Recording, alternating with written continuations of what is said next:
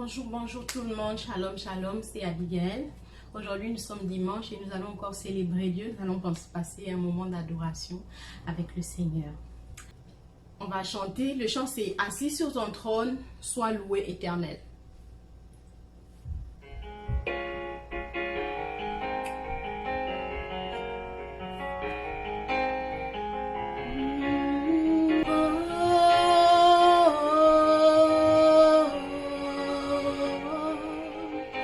Assis sur ton trône, règne dans ma vie. Mon Dieu soit loué. Assis sur ton trône, règne dans ma vie. Mon Dieu soit loué. Dis assis sur ton trône, chante avec moi. Assis sur ton trône, sois élevé éternel. Assis sur ton trône, sois loué éternel. Mon Dieu soit loué. Assis sur ton trône, sois loué éternel.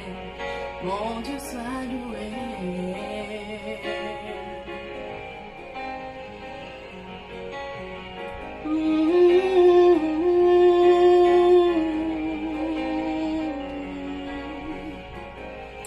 Seigneur, toi le Dieu qui m'a appelé, mon Dieu est. Je n'aspire qu'à te ressembler. Seigneur, brise-moi dans tout le domaine de ma vie. Seigneur, façonne-moi. Toi le Dieu qui m'a appelé à te servir. Seigneur, façonne-moi. Oh Seigneur, tu dis que tu appelles ton enfant et que tu vas l'armer de tout ce qu'il faut. Seigneur, arme-moi. Oh, par le sacrifice de Jésus, j'ai été racheté par amour.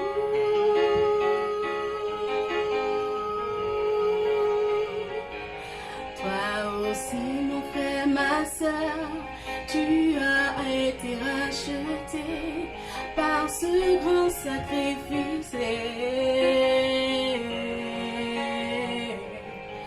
Oh, reçois ta bénédiction dans le nom de Jésus, car tu as le droit de l'avoir. Pourquoi endurcir ton cœur lorsque Dieu veut te parler? Écoute.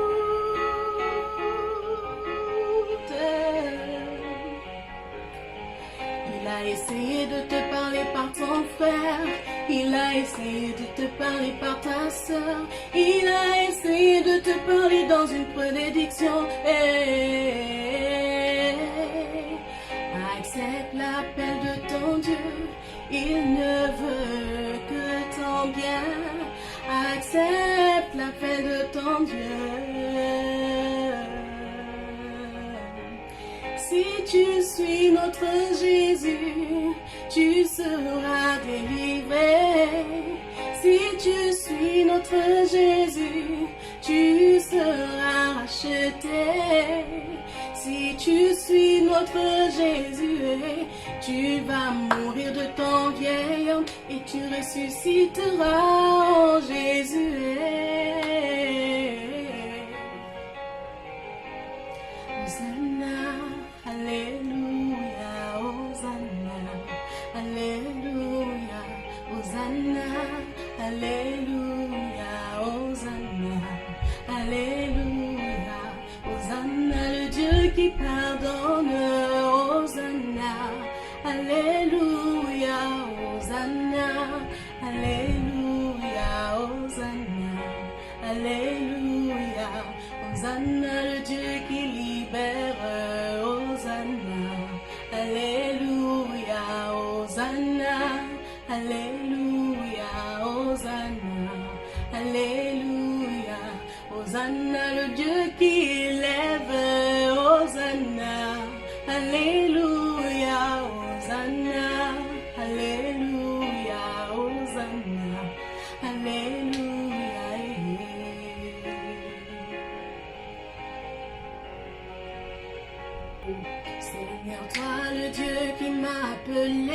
mon Dieu est. Je n'aspire qu'à te ressembler. Seigneur, viens briser dans tous les domaines de ma vie. Papa, façonne-moi.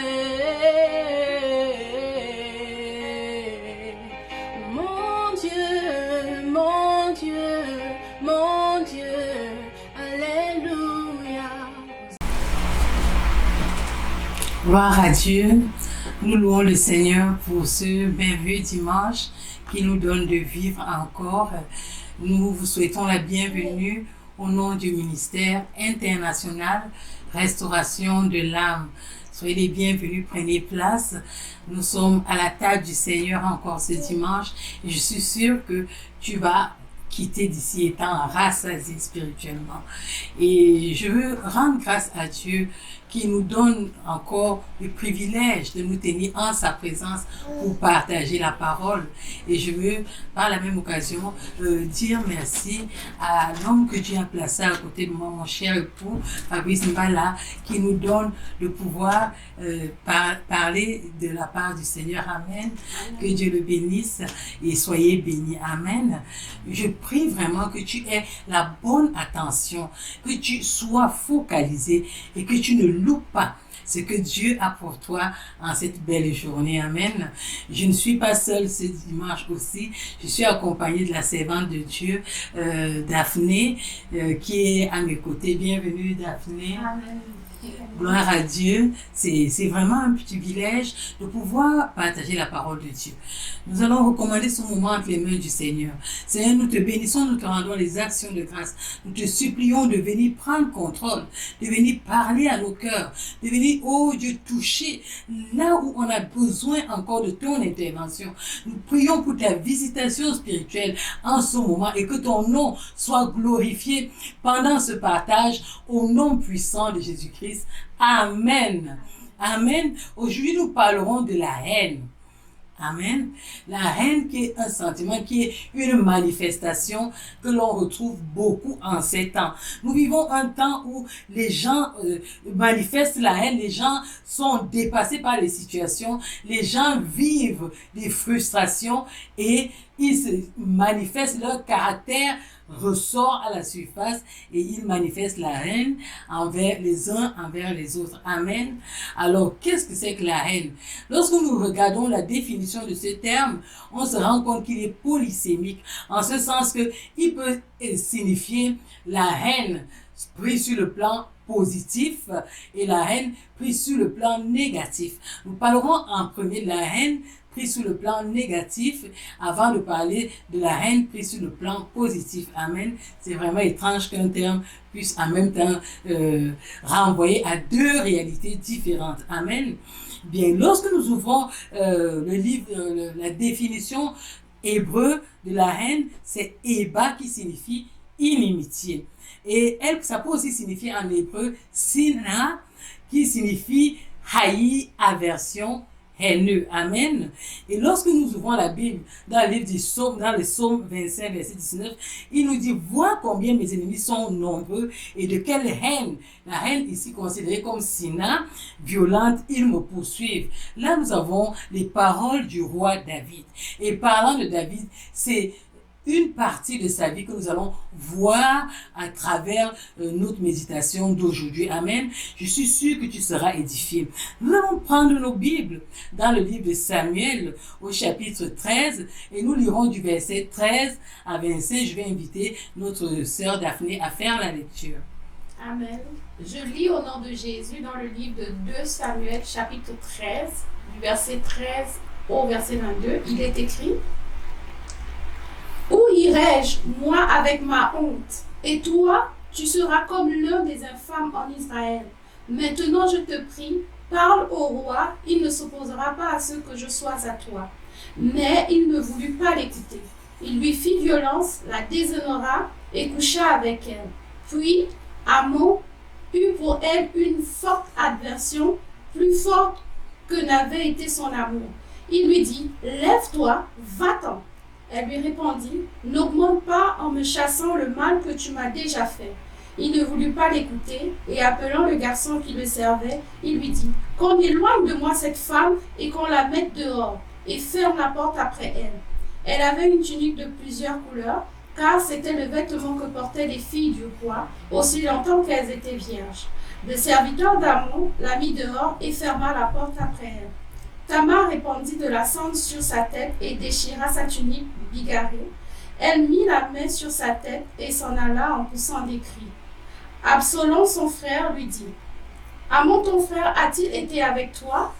Maintenant, ma sœur, tais-toi, c'est ton frère, ne prends pas cette affaire trop à cœur. » Et Tamar, désolée, demeura dans la maison d'Absalom, son frère. Le roi David apprit toutes ces choses et il fut très irrité. Absalom ne parla ni en bien ni en mal avec Amon, mais il le prit en haine parce qu'il avait déshonoré Tamar, sa sœur. Amen. Vous venez d'écouter la lecture. C'est une histoire assez triste, amen, parce que c'est un drame familial qui met ici en David, qui se passe dans la maison du roi David. David que nous connaissons comme le célèbre roi que Dieu aimait, l'homme selon le cœur de Dieu. Cet homme-là qui a rapporté plusieurs victoires en Israël. C'est vraiment dans ce cadre-là que nous allons vivre une abomination, le viol entre des frères et des sœurs, amen. Et ici, là, le drame met en évidence Amnon qui va violer sa sœur Tamar. Ce qui nous intéresse ici, c'est l'attitude de ses frères, l'attitude des trois. Nous voyons un premier état où Amnon est tellement amoureux de sa sœur qu'il va commencer à la presser, il va vouloir coucher avec elle. Elle va même aller faire une demande qui est, je vais dire, anormale parce que, écoute, il ne devrait pas se marier entre frères et sœurs. Elle va dire à son frère, écoute mon frère, demande ma main à notre papa et il va te l'accorder. Mais Amnon, dans sa précipitation, va violenter sa sœur et va avoir des rapports intimes avec elle. Amen. Et c'est quelque chose de vraiment blessant pour toutes les femmes qui ont traversé cela. Elles peuvent vous dire que c'est quelque chose, ça blesse l'âme, ça ouvre la porte à la haine. Donc, le viol est une porte pour la haine. Première chose que nous allons retenir. Mais la deuxième chose que je voudrais que tu vois ici, j'ai fait le lien avec le vêtement que portait Tamar, qui représentait la virginité. Et nous voyons le même vêtement avec Joseph, qui avait une tenue de multicolore, le même vêtement que Jésus. Mais pour Jésus, c'était une tunique unique. Amen. Donc, il y avait un vêtement qui symbolisait la pureté, un vêtement qui symbolisait lorsqu'on te regardait que tu es encore pur, tu n'as pas été touché, tu n'as pas été déshonoré. Mais le frère de Tamar va briser cela, il va briser, non seulement, il va ôter la virginité, la pureté qu'elle avait sur le plan de son intimité, mais il va briser aussi, quand on va la regarder, on la regardera avec déshonneur. Et l'acte d'Amnon va l'amener lui-même premièrement à avoir de la haine pour sa sœur, va amener le roi à être en colère. Nous savons que la colère est une porte ouverte à la haine, et va amener son frère à avoir de la haine pour lui et à commencer à nourrir le désir de le tuer. Amen. Et ça, c'est quelque chose de dangereux. Alors, qu'est-ce que la haine? La haine est un état de colère réfléchi et permanent qui veut qu'on fasse du mal à un autre. Donc, un état d'esprit réfléchi. Donc, tu réfléchis. Tu médites cela. Donc, c'est un mal que tu médites en toi et qui te pousse à agir contre l'autre. Amen. La haine est une maladie de l'âme, parce que c'est une maladie qui touche l'âme directement, l'âme de l'homme ou de la femme. Amen. On peut même considérer que c'est un type de possession, parce que quand quelqu'un a la haine, il ne dort pas, il n'a pas de paix, il murmure, il est là, il fait des lucubrations dans sa tête, il planifie comment faire le mal à la personne qui lui a causé un tort. Amen. La haine est l'ennemi de notre foi. C'est un état qui nous fait combattre notre communion avec Dieu. C'est un état qui vient couper notre relation intime avec Dieu. Un état qui nous met en désobéissance avec Dieu, parce que Dieu appelle le haineux un meurtrier. Parce que la haine porte au meurtre. Amen. Et Dieu est le mal. Amen. Est-ce que notre bien-aimé, je vais demander à notre bien-aimé de lire encore ce passage de Matthieu 6, 24, qui nous instruit à ce propos-là. Amen. Amen. Je lis au nom de Jésus, dans le livre de Matthieu chapitre 6, verset 24. Il est écrit, « Nul ne peut servir deux maîtres, car il haïra l'un et aimera l'autre, ou il s'attachera à l'un et méprisera l'autre. Vous ne pouvez servir Dieu et Mammon. » Amen.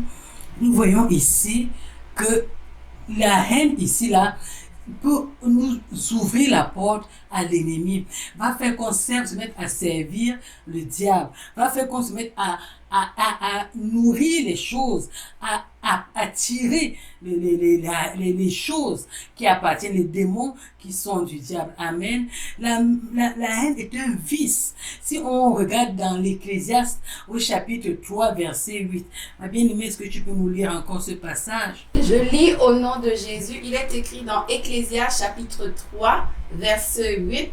Je lis. Un temps pour aimer et un temps pour haïr. Un temps pour la guerre et un temps pour la paix. Amen. Amen.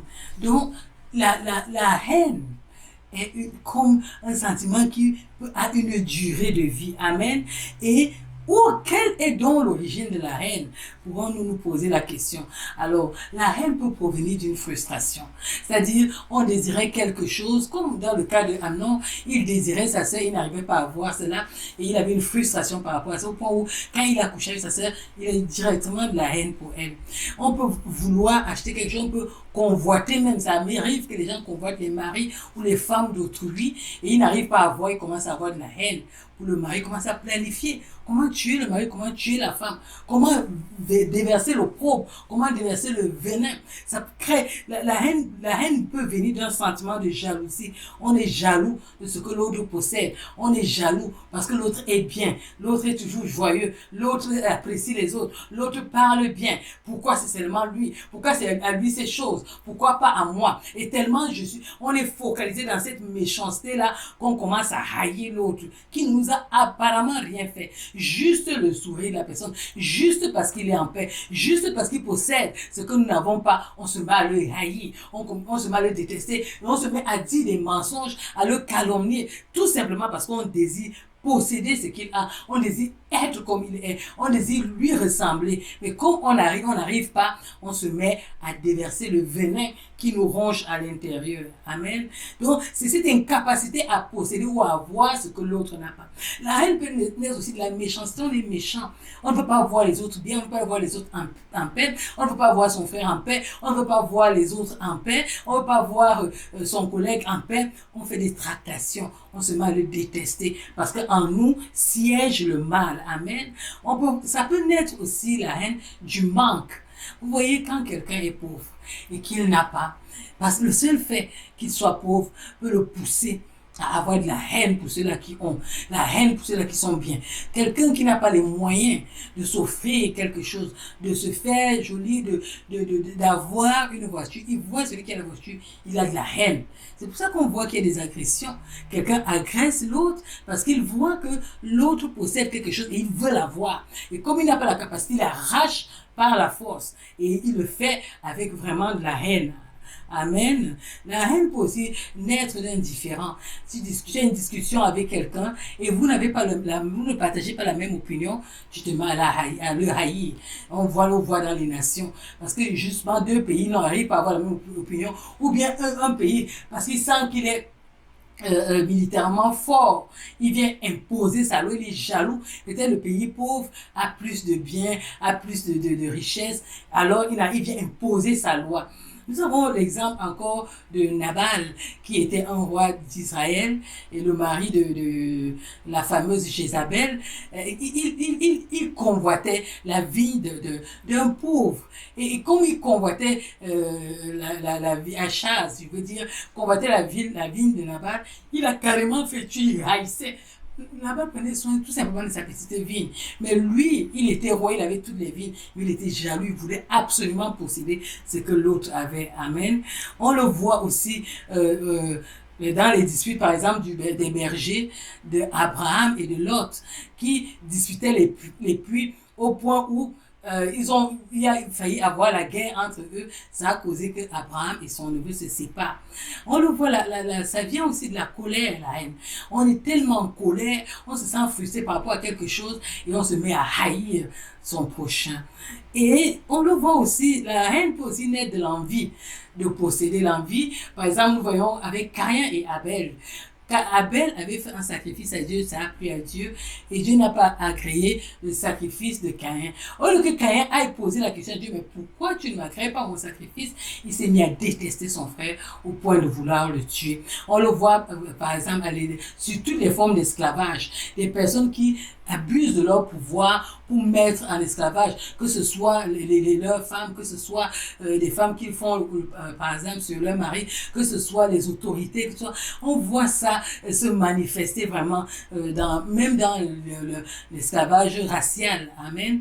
On voit ça dans l'exploitation abusive. Quand quelqu'un sait qu'il a un pouvoir de décision ou un pouvoir sur toi, il se sert de cela. Il abuse sur toi. Et en fait, c'est qu'il a un sentiment de colère en lui et il se met à te détester. Il commence à abuser de son pouvoir pour te faire du mal. Amen. La haine est négative, est dirigée généralement vers son prochain. Elle peut être aussi dirigée vers Dieu. Amen. Quand quelqu'un est foncièrement méchant, il va se mettre à détester Dieu et il va haïr Dieu. Amen. Nous le voyons ici. Est-ce que je vais demander à notre bien-aimé de pouvoir lire dans le livre de Genèse, chapitre 37, verset 4. Genèse 37, verset 4. Je lis au nom de Jésus dans le livre de Genèse, chapitre 37, verset 4. Il est écrit: Ses frères virent que leur père l'aimait plus que tous, et ils le prirent en haine. Ils ne pouvaient lui parler avec amitié. Amen. Nous voyons ici que Joseph avait l'affection de son père. Joseph était apprécié de son papa. Joseph était un enfant obéissant, un enfant qui faisait la volonté de son père, un enfant qui était à l'écoute de son père. Et ses frères avaient remarqué que le papa avait un comportement différent avec son fils Joseph. Et ses frères, ça énervait les frères au point, ils se sont mis à le haïr, jusqu'à planifier même de le tuer. Amen. Et ça, c'est vraiment dangereux. Alléluia. Et nous vous avons aussi vu tout à l'heure, lorsque nous avons parlé dans le cadre de la famille de David, en cas de on va dire, entre guillemets, la royauté, où le frère Absalom va haïr son frère Amnon à cause de ses actes. Amen. Essayons maintenant de voir qu'est-ce que la haine peut causer. Amen. Lorsque nous regardons la situation, on se rend compte que la haine est essentiellement destructrice. Amen. La haine peut détruire ton âme.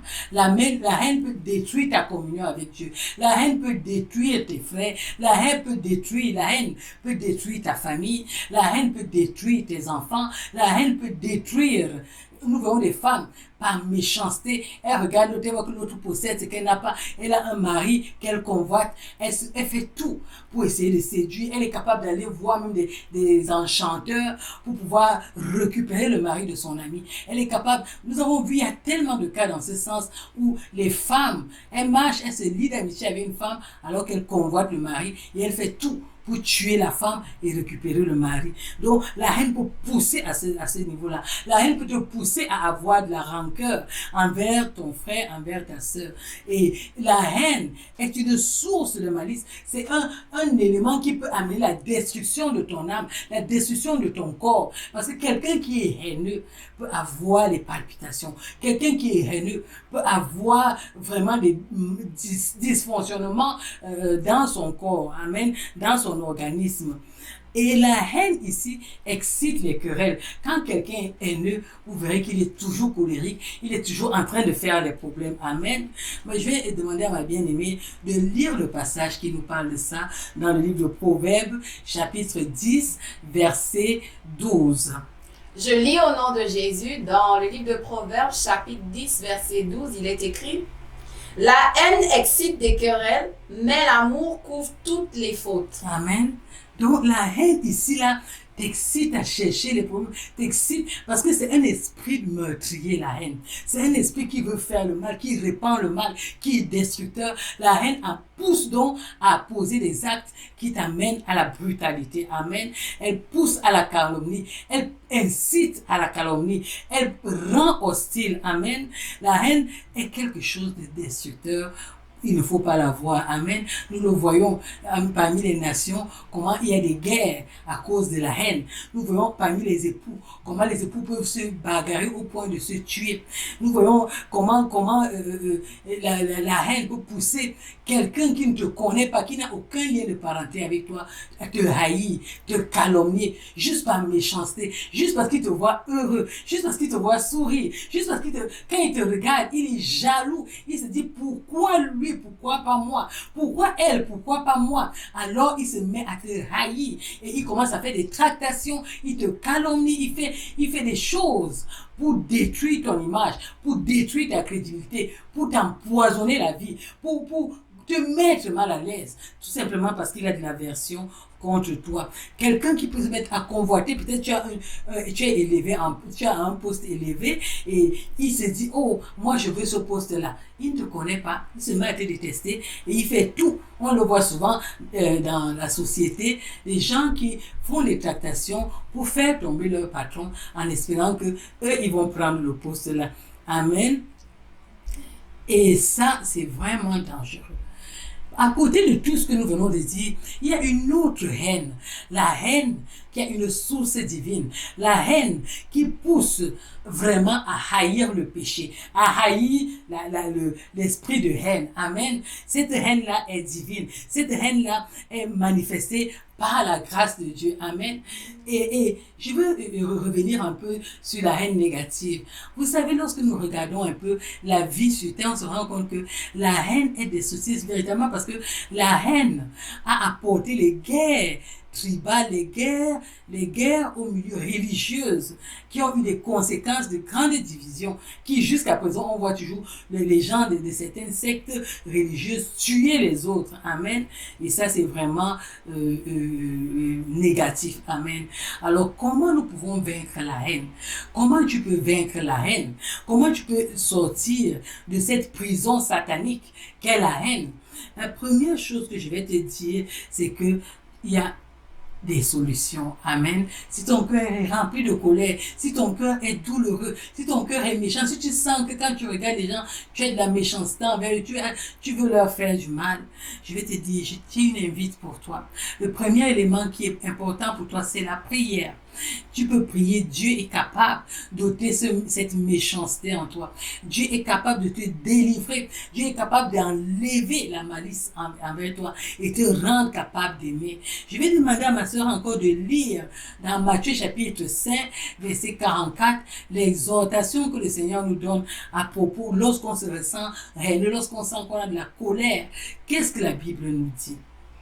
Je lis dans le livre de Matthieu, chapitre 5, verset 44. Il est écrit, « Mais moi je vous dis, aimez vos ennemis, bénissez ceux qui vous maudissent, faites du bien à ceux qui vous haïssent, et priez pour ceux qui vous maltraitent et qui vous persécutent. » Amen. Dieu dit de bénir. Si tu te rends compte que l'autre qui est à côté de toi te hait sans raison, bénis-le, prie pour lui, bénis-le, alléluia. Si tu te rends compte que l'autre te fait du mal, ne le maudis pas, aime-le, fais-lui du bien, amen. C'est une manière de gagner, de préserver ton cœur à la haine, amen. Il dit de prier pour celui-là qui te persécute, alléluia. Car c'est Dieu, Dieu dit dans sa parole, à moi la vengeance, à moi la rétribution. Laisse Dieu s'occuper de lui, amen. Et si tu pries sincèrement comme ça, quand tu as un sentiment de haine, Dieu viendra pour éliminer ce sentiment pernicieux qui habite ton cœur, amen. À genoux devant le trône de Dieu, tu peux dire, parler honnêtement à Dieu. Dis, Seigneur, voilà ce que j'éprouve, mon frère. Voilà, mon cœur est rempli de haine, mon cœur est rempli de mal. J'ai envie de lui faire du mal. Seigneur, viens ôter ce qu'il y a dans mon cœur. Viens ôter ce mal-être. Viens ôter cette méchanceté. Viens ôter, oh Seigneur, ce truc qui vient tuer mon amour. Oh, pour mon frère, je ne voudrais pas avoir de la haine.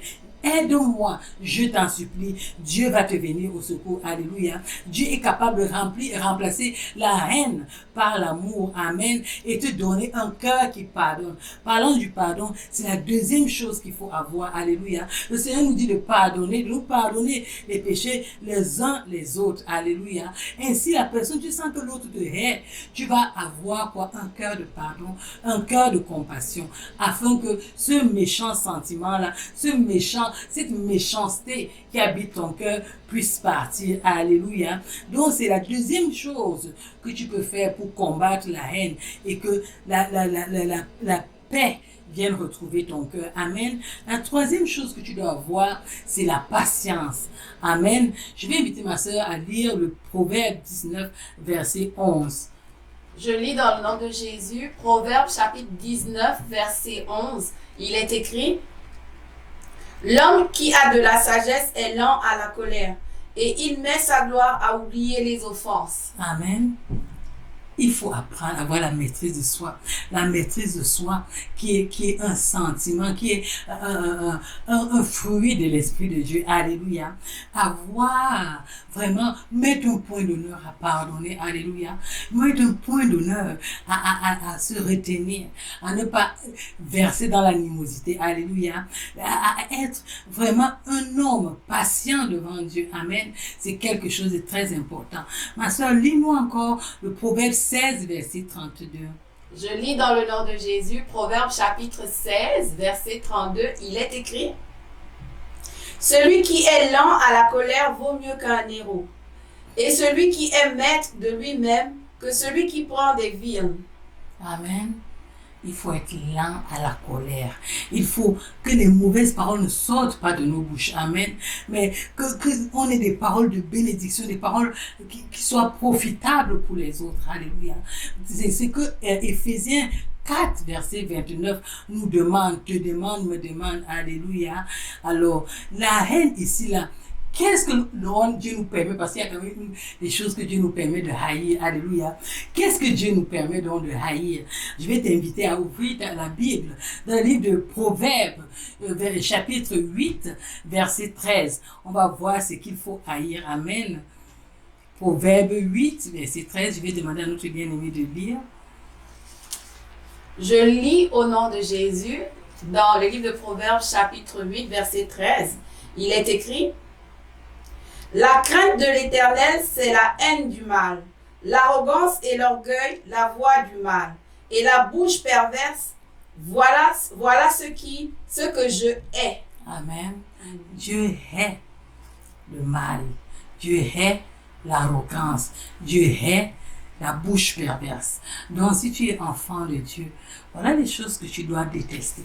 Pas les hommes, pas tes collègues, pas tes sœurs, pas tes frères, pas ta famille, mais ces choses-là qui sont des corps étrangers dans nos vies. Alléluia. Voilà les choses que Dieu te permet. Et il y a ces choses-là, Dieu ne les aime pas. Je t'encourage aussi à les haïr. Alors, qu'est-ce que je veux te dire en te parlant de la haine ce dimanche? C'est tout simplement que Dieu nous a aimés et Dieu t'aime.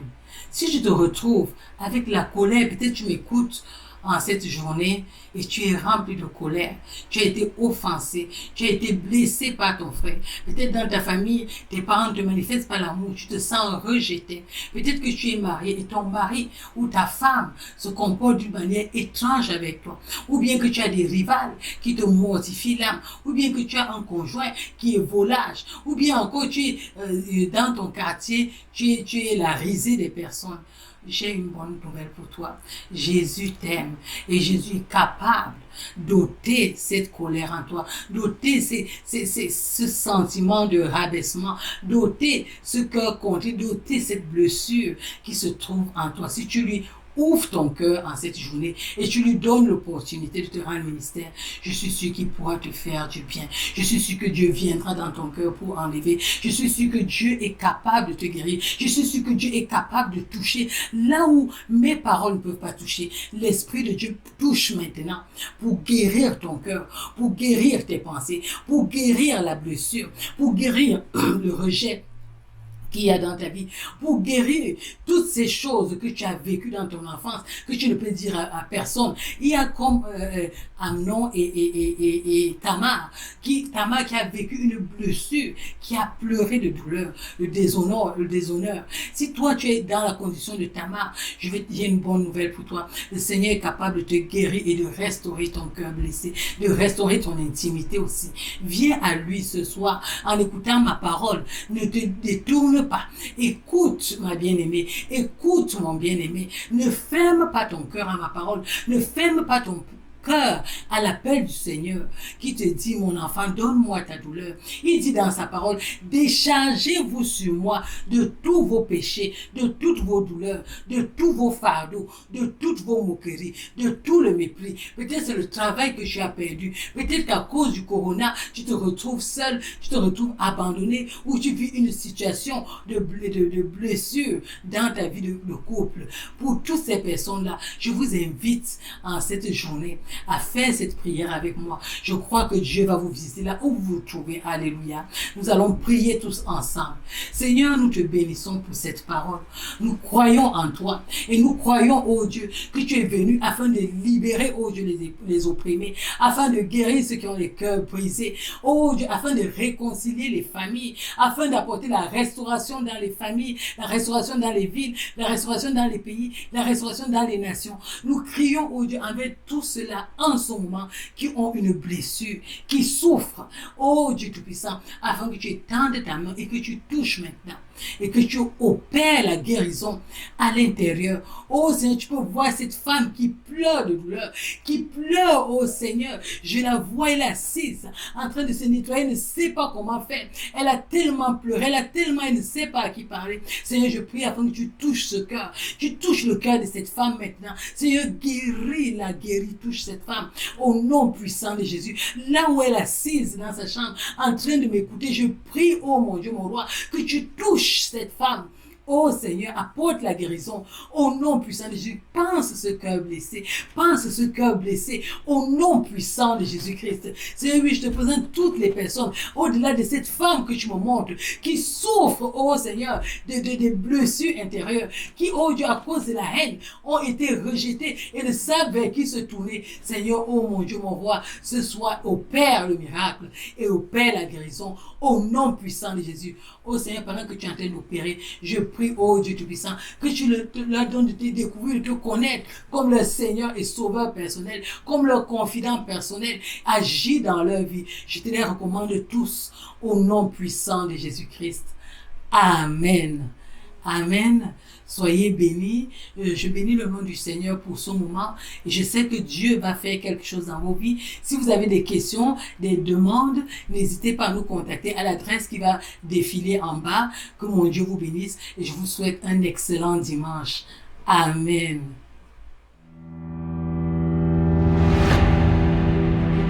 Thank